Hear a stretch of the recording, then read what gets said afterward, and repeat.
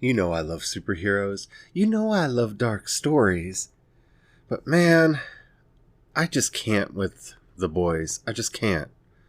Let's talk about that on today's Project Shadow. Can you hear me? I have something to say.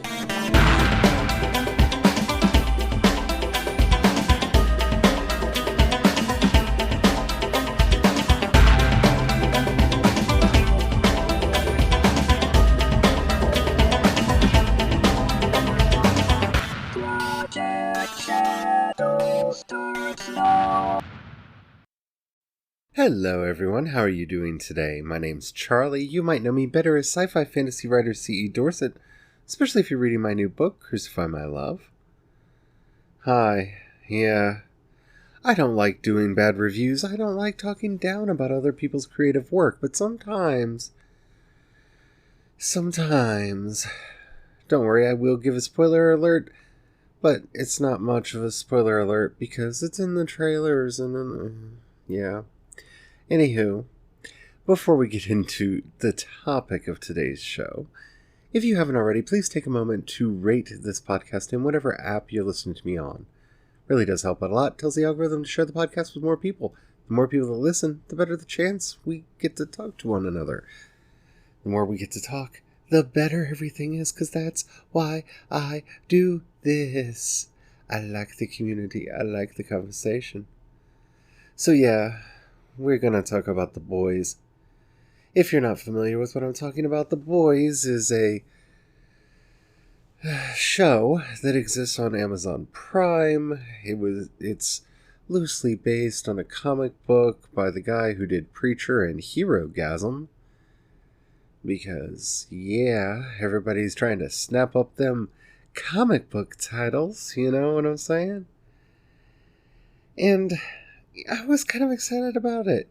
To be honest, I like the idea of a dark take on superheroes. I think that you can do a lot of interesting things with that.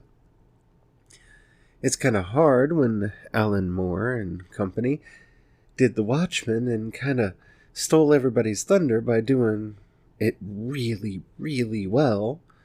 But yeah, I'm open. And especially with the new Watchmen series coming out, I was like, it'd be really interesting to see if Amazon has a more Watchmen show than the Watchmen show on HBO. I don't think HBO has to worry. I really don't.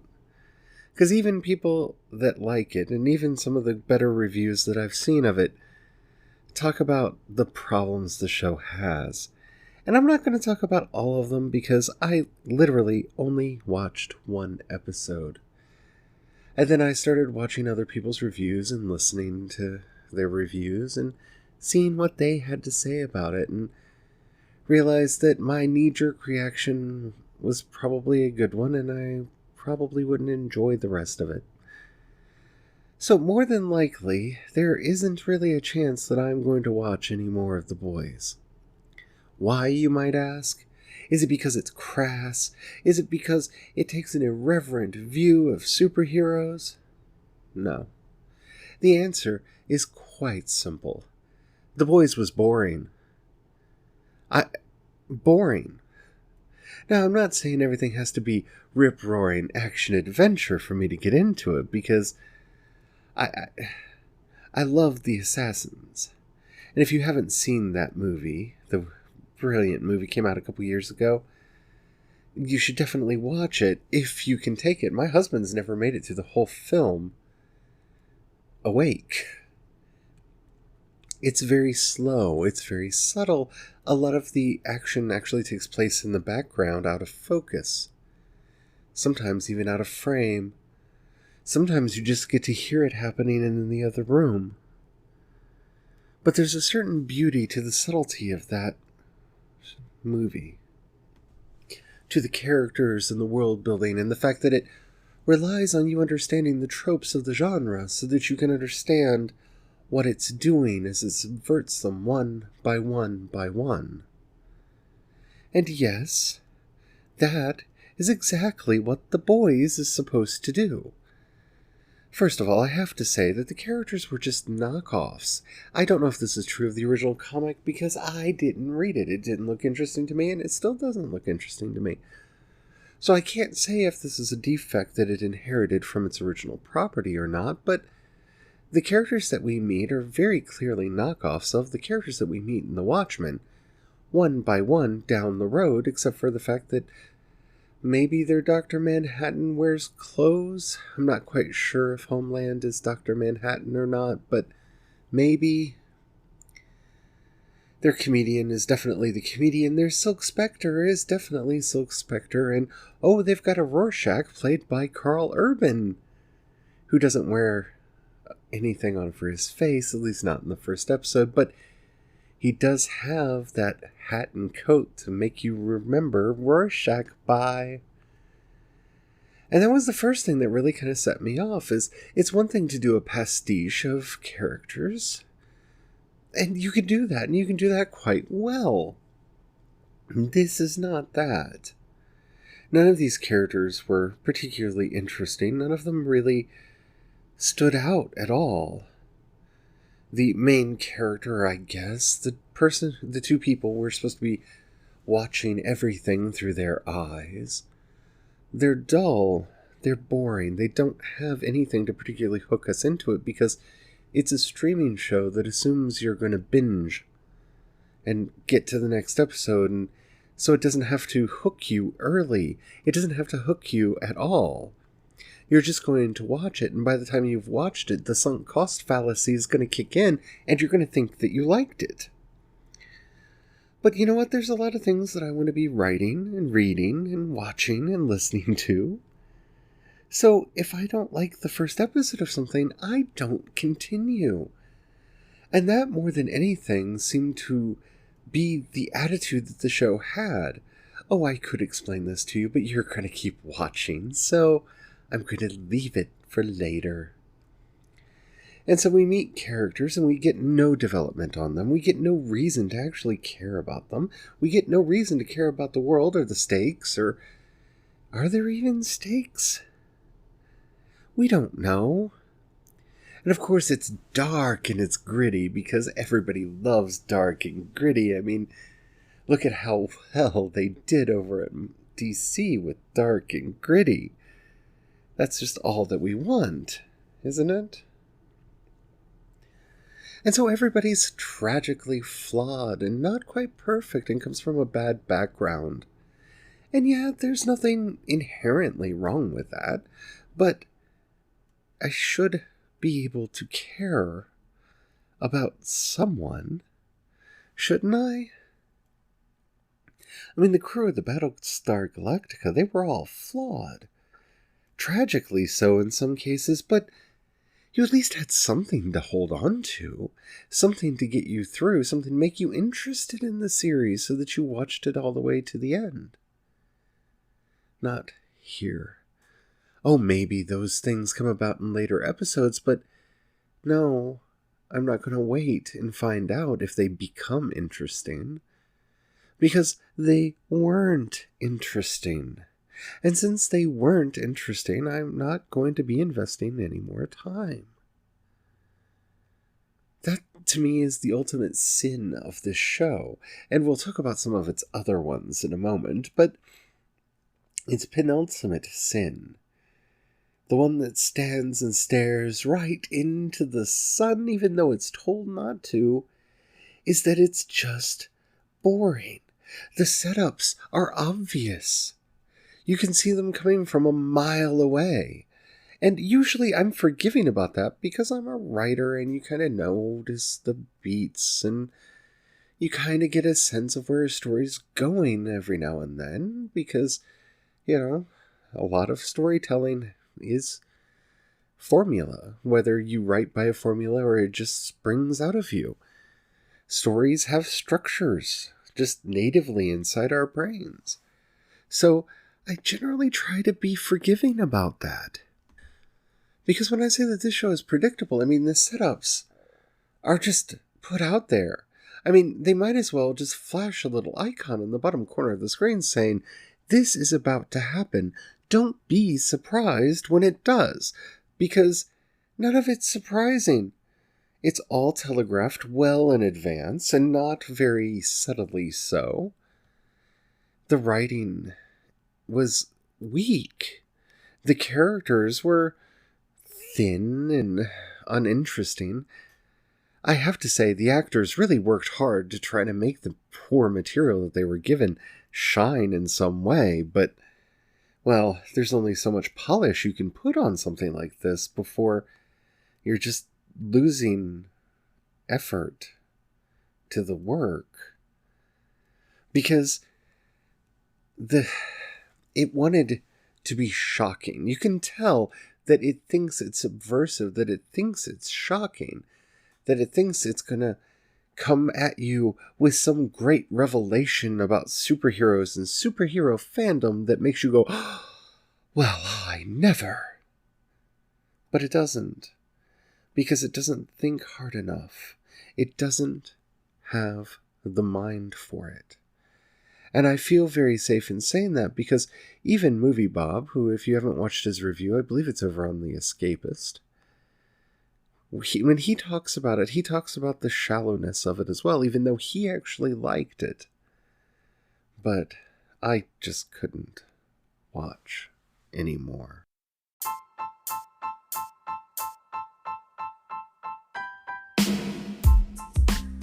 So now we're going to have a little bit of spoiler time. And it's only spoilers for the first episode because, again, that's all I watched. So if you haven't seen The Boys, and I recommend that maybe you skip this one. There are much better shows. For goodness sakes, even The Wu Assassins had a hook to it, even though it was a severely flawed show. I would watch it or Another Life again long before I watched this, even though they're both terribly flawed in some respects. But if you haven't seen it and you don't want to have anything that happens in the first episode spoiled, then I guess now's the time for you to check out for a little bit, because we're going to be talking about spoilers. Because this is the main problem with the show, is that the problems that it's addressing have nothing to do with now. The show feels dated. And I know dated. I like watching old shows. In fact, they recently put all of Designing Women up on Hulu, and I've been binging it in the background while I work lately because I grew up on Designing Women, and a friend of the family created the show. And actually, people that we know are mentioned in the show because the stories about Poplar Bluff are real. Most of them. So, I've been watching that, and yeah, it gets a little cringy every now and then because, well, it was the 80s, and that's not necessarily the best way to talk about gender or sexuality or race, but it was what it was, and it's an artifact of its time, and you can see it trying to be progressive and stand up, but they just didn't have the language then that we have now, and a lot of the rules of the discourse hadn't been established yet, and I'm able to grit my teeth and go through, because I can see that they're trying to do something, that they're trying to invent the New South, which is all about what that show was, that the South isn't all conservative and upsetting and racist and sexist and homophobic. But this show feels like it's 20 years old. It feels out of date. It feels out of time. It feels like a show that should have come out after the Fantastic Four movies with Chris Evans as the Human Torch. Oh, Chris Evans as Johnny Flame. Anyway, I'm sorry, I'm getting distracted. It feels something more from that era. It's talking much more to Superman Returns and Batman Forever and Batman and Robin and the rise of the Silver Surfer than it is to anything that Marvel's done lately or anything that DC has done lately. It really feels like an artifact. Like it's a show that somebody found on a shelf somewhere and went, did you know 20 years ago they made this? Here, look, it's talking about all of these things about giving corporations way too much power, which in and of itself could have been a very interesting concept. But of course, what are we going to do with this? Oh, we're going to have a Me Too moment because that's topical, right? So we're going to have one of the characters basically rape The new superhero girl who could literally burn his penis off with her eyes. But, of course, she's going to let it happen because, the comedian raped Silk Spectre in the original Watchmen story, and so our comedian character has to rape one of the characters in this story, even though, well, Silk Spectre didn't have magic superpowers. So being able to save herself in that way wasn't possible for her. But literally, she could have just burnt him up. And why didn't she? Oh, of course, it's for money, for fame.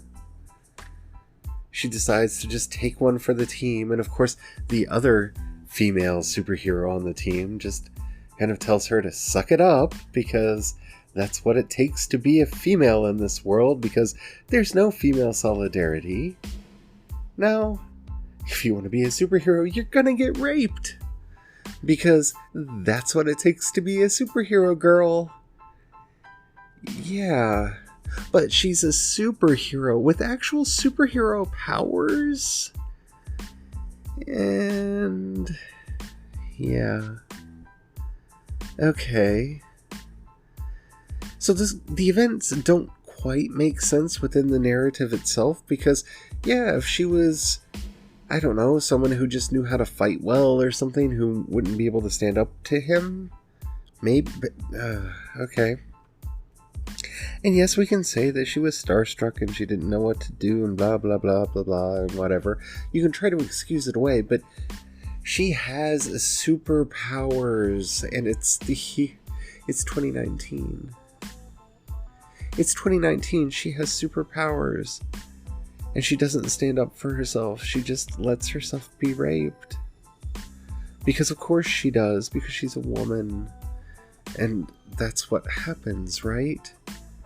We're just going to let this happen because we're going to later we're going to use this to make an argument about just how bad the superheroes really are, because absolute power corrupts absolutely.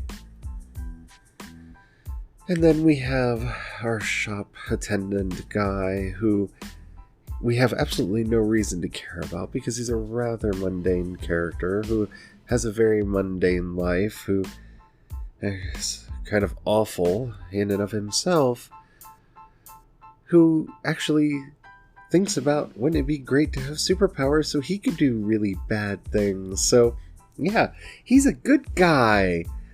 He and his horrible girlfriend, who has a horrible relationship with, because we don't get to see any of it, so I'm just going to assume it was all bad, because she basically shows up and says, hey, have sex with me, and he says, okay, and then they go off, and then she stands in the street, in the city, for an extended period of time, and in her mind, there's no warning bells. Like, when you're in a city, you shouldn't stand in the street. Who stands in the street in a city?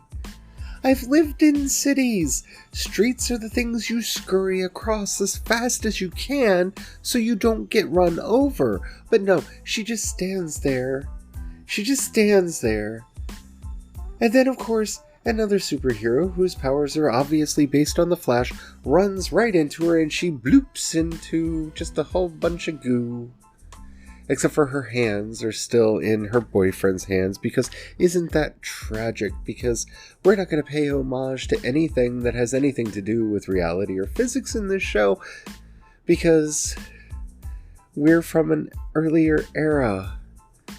If she had really gotten hit that hard and everything had happened, her hands would have been ripped out of his hands. But I'm not even going to fixate on that, even though I really could, because it bothered me so much, because it was obviously only there to be the thing that hooked you. Oh, how tragic it is. He's still holding his dead girlfriend's hands with her blood splattered all over him. And the superhero didn't even care. And now the perviness of it all.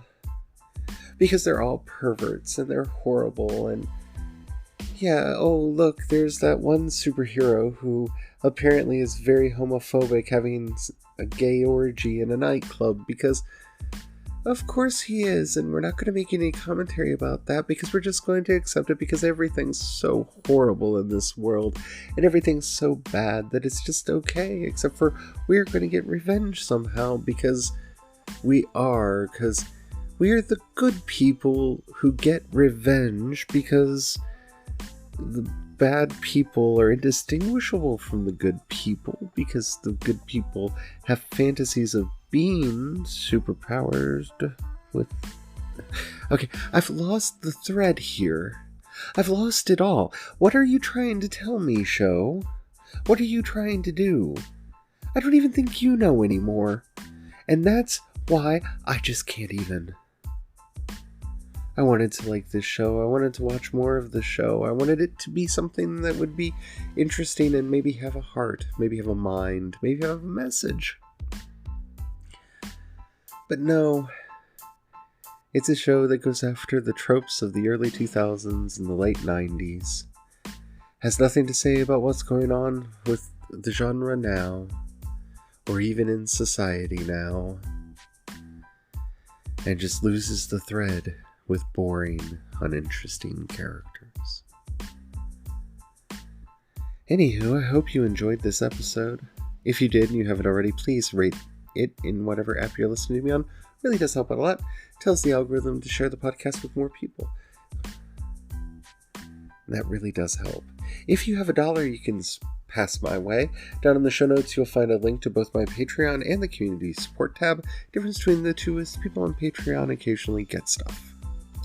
If you don't have any money right now, or you just don't feel like giving, that's alright. But if you know somebody you think would like this podcast, do share it with them. That helps out a lot too. If you have any questions, comments, or topics you'd like to hear discussed on the show, you can, in the show notes, find a link to the voice message system. Keep it short, keep it clean so I can use it on the show. I would love to hear from you. Or you can hit me up on Instagram or Twitter. I'm CE Dorset on both. Or head over to projectshadow.com and find links to everywhere that I am. I really do hope that not every show that I'm excited about gets this way, and I'm hoping some of these shows are actually good and interesting. But I'm used to it by now. So until next time, don't forget, have the fun. Bye.